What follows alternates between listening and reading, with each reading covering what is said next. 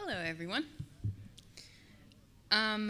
Thank you again for good conversation the past 2 Wednesday nights. I think it has been very fruitful and very challenging in a really good way. Tonight, our lesson is called Standing at the Corner of Church and State, which could be a very interesting conversation.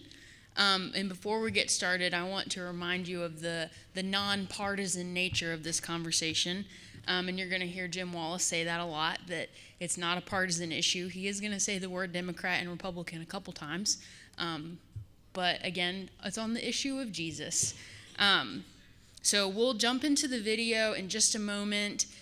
On your tables, I passed out paper for you to take notes. There are some little note prompts for the video. Taking some notes will help you in the discussion afterwards. So if you haven't been here the past 2 weeks, we've been doing video, and then we do a big room discussion where we answer the questions that we put up on the screen. And then after big room discussion, we do Bible study at your tables. And that's that. The key issue that we're talking about this evening, the church and the government both have moral obligations to promote the good of society within their respective limitations. And we're going to dive into what that means and what that means for us specifically. And let me read this little welcome paragraph, and then we'll get started with the video. Any questions? Okay. Thousands of years ago, the prophet Isaiah offered us God's vision of a good society. The vision includes fair wages, housing and health, safety and security. In America, people who work should not be poor, but today many are. We must ensure that all people who are able to work have jobs where they do not labor in vain.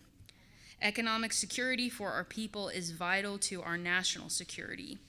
Isaiah's vision links religious values with economic justice and moral behavior with political commitment, and it inspires the conviction that overcoming poverty must be a bipartisan commitment and a nonpartisan cause. And let's jump into the video.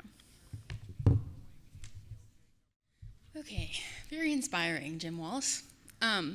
What stood out to you before we get to the first question? What stood out to you from this video? What's something you wrote down on your notes?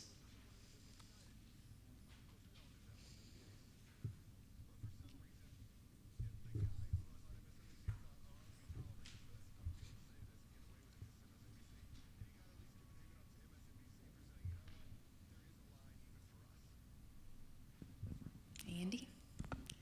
God is personal but never private. Yep.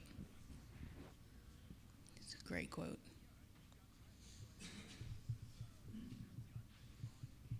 Biana?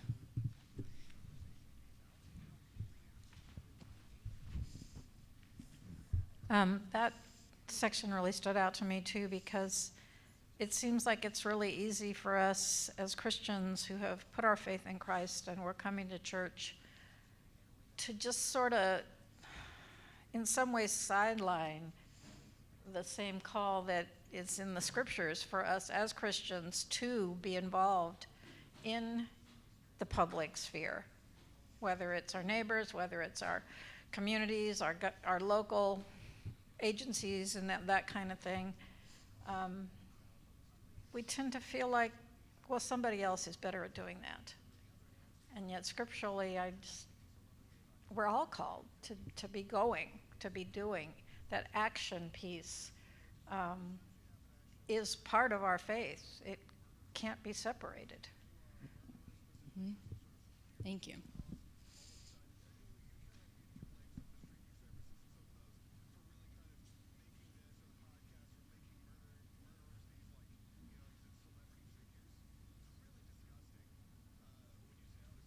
Give me one more takeaway and then we'll start the questions. One more good one.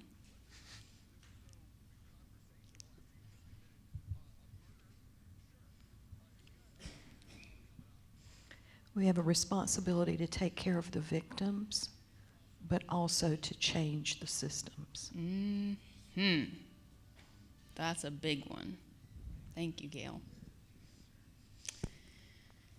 Okay, let's jump into the first question. How can governments be disobedient to the will of God? And what are some biblical examples of governments acting outside of God's will?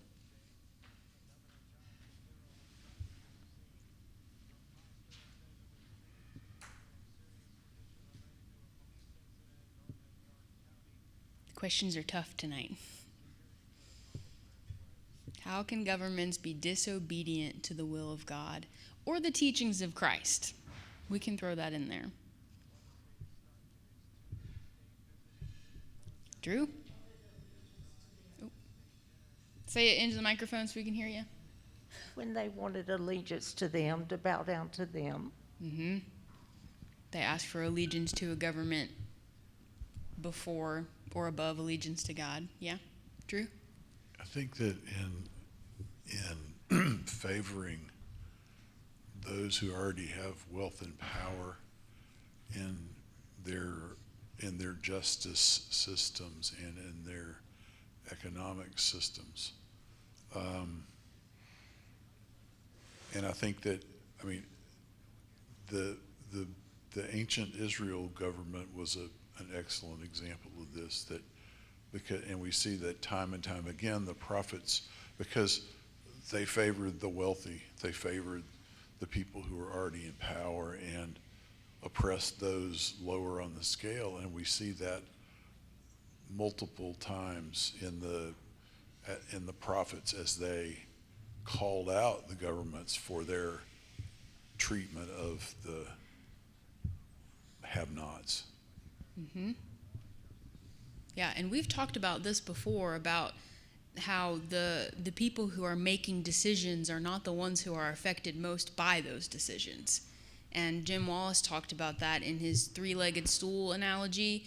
And all of the players on that stool are not the poor, and they're not the people who are affected the most when one of the legs of that stool is not working. Exactly.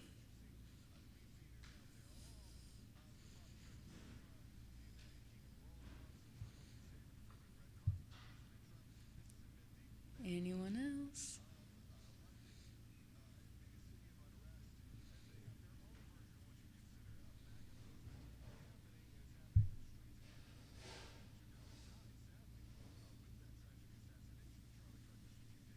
Gail?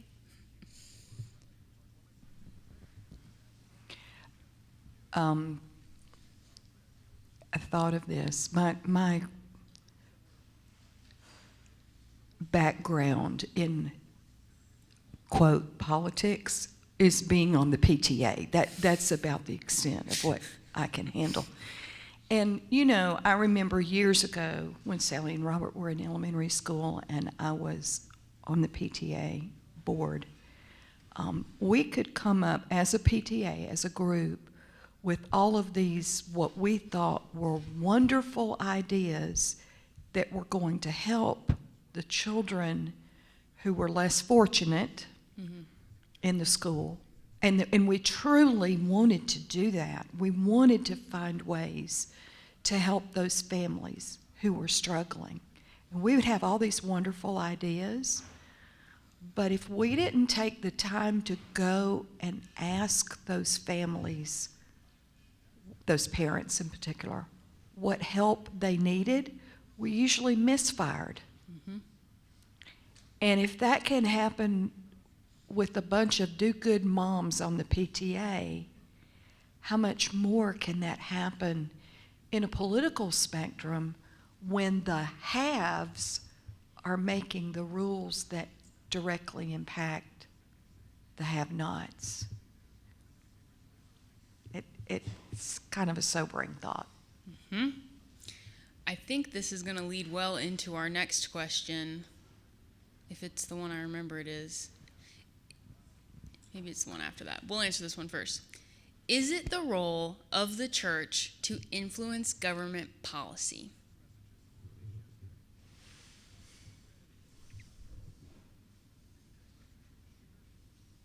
Pat?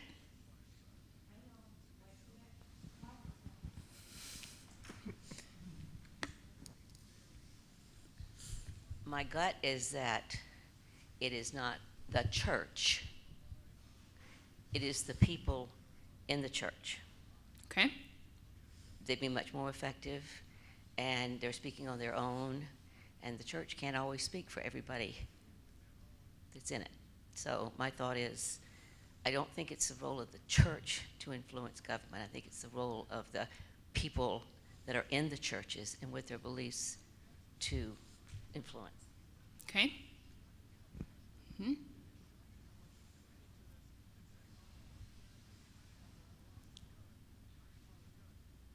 What do we think?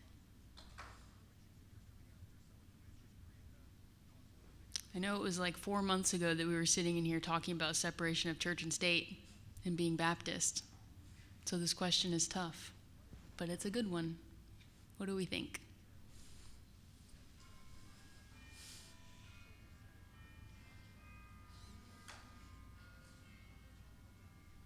You got an answer, Jamie? Yeah, they've had separated the church and the government for a lot of years, and then they put them back together to try to improve the quality of living, combine the church with the government. Thank you, Jamie.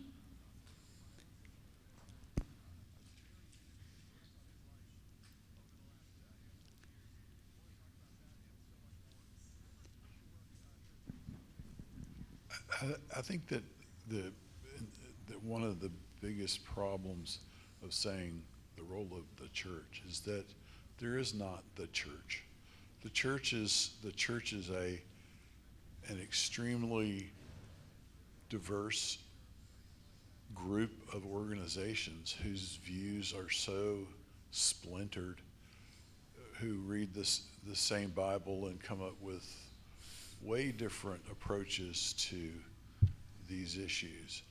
And so this question makes me uncomfortable from from that standpoint, that it's saying, you know, if this was 1,000 years ago and the church was the Roman Catholic Church with a few little, you know, dissenters on the side, that's one thing. But, you know, in a land of 1,000 denominations and all these individual churches, it's hard to say, yeah, it is the role of the church. So. Yes. There are so many different possibilities for what it means for religious influence on the government. And it can be the difference between something like pushing for the Ten Commandments to be posted in public schools versus pushing for children to have school-free lunches. And both of those are things that religious organizations push for in the public sphere. And they're very different things, and they could both be called church influence in the government. Yeah. Kristen? King when I'm reading this, and having recently gone to the Ebenezer, touring all of that, the idea that, well, I've lost my thought now. I guess that happens when the microphone shows up. But, he was heavily influenced by Gandhi as well. And it is definitely important, I think, to have a separation of church and state. But I think also is important to have moral people in those roles. So I don't know if that really is an answer, but thanks. Yeah. So, sorry if I'm going on a tangent, but the examples that Jim Wallace gave towards the end of that video, where he was talking about the civil rights movement and the women's suffrage movement, those are examples of religious influence on public policy. What Jim Wallace is talking about is grassroots work, where people with a like-minded cause come together and make change in the masses that influence policy change. And that is really different from church and state connecting up here and making decisions for the masses down here. So that's kind of the line that we have to be wary of when we're talking about religion and politics working together. Does that make sense? Okay. Any other comments before we move on to the next question? Jim. Ron's got you. Just one example I thought that was a good one. After World War II, the devastation of Europe and Japan and parts of China was so immense. The churches led the initial efforts of aid to children and food for the people living on the streets with nothing. And then the government, after that, decided that that was a good thing, and then they joined the efforts to do that. But they had different resources and different capacities. But I was told this by the Europeans, by the way, that it was the churches, though, who showed what should be done, and they started doing it. And that helped to influence the Marshall Plan and other significant things. And so we can do the right thing and then invite others to join in. Yeah. And that creates movement. Exactly. Very good. Okay, let's do the next question. How can Christians influence the government? I know we've talked about this a little bit already. What are some historical examples, thank you, Jim, of Christians pushing government toward enacting more godly policies or movements? And we've already talked about a couple of these, so.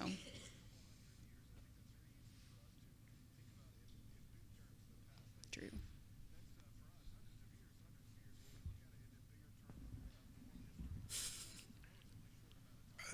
I'll say on that although it ended up taking more than, is this off? No? Okay. This is a night where I don't feel like talking loud. I'm sorry. This is because it's because I'm trying to think while I'm. Yeah. I think that, I mean, if you look at, anti-slavery, abolition, it was yes, but look what it took to have that happen, and then look at what the real outcome was, which was, Andy and I, he was talking about sharecropping tonight, where you still had a very large portion of the population of the black population in the South that was effectively in slavery. Yeah. So it's that kind of was a half measure, and then but the follow on to that is what we've been talking about is the massive Christian influence in the civil rights movement. Of course, on the other hand, you have to remember that there were white churches in the South, and maybe outside of the South, that at the same time were saying, this is not God's will, this is not natural, it's not natural for black and white to mix in the manner that this man is advocating. And so, and I think that there's still a lingering undercurrent of that today. So those are big things. You could list a bunch of things. So. Yeah. Thank you, Drew. Biana?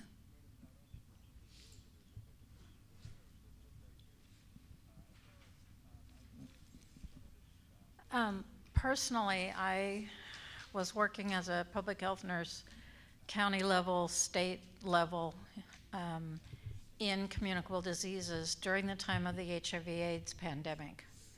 And as drugs were being developed, even before that, before the drugs were even developed, churches were involved in supporting people internationally who were struggling with this in poor countries, much more so than here. There was a bit of conflict here because there were a lot of HIV cases here, and people were saying, well, wait a minute, what about those here? This is more important to us. But churches were involved with that. The drugs were developed, and it was Christians who were involved and really influencing the government both Christian congressmen and Christian business people, Christian individuals, that we have a moral obligation to help send these drugs that can save their lives to some of the poorest countries in the world. And as a result of that, the PEPFAR program, which was an executive order by the president at the time, was established with very few guidelines at first. It was get the drugs there to help them. And that was the same time period that my church sent me to Nigeria to help a Christian hospital that was there and was one of the first sites for PEPFAR in Nigeria.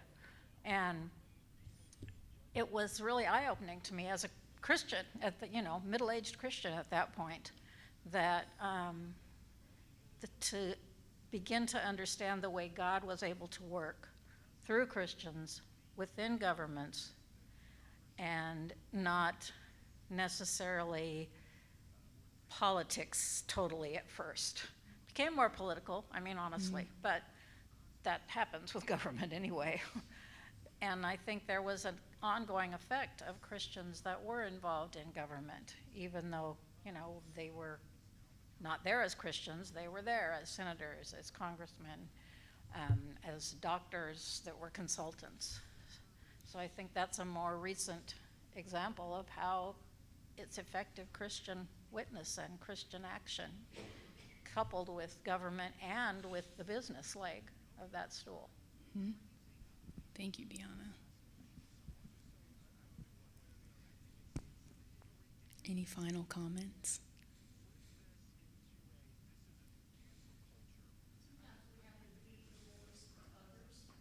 Be the voice for others. Yep.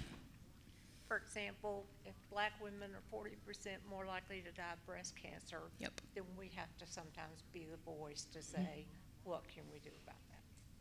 Use whatever privilege you have to do good for others who don't have that same privilege. Yeah. As far as individual Christians, I think that Jesus didn't tell us not to uphold our civic duties. I think that we're supposed to use our faith and what we know about what Christ has taught us to be and do to influence change. And as individuals, it means voting. It means calling your representatives. It means speaking out when things make such clear sense, like renewing the farm bill that brings fresh produce to people who need food. When things are so clearly the work of Christ, it becomes our duty as Christians to civically engage in those things.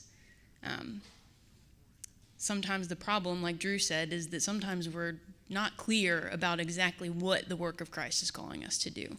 And so that's where you engage in your church home and consider where your faith is leading you.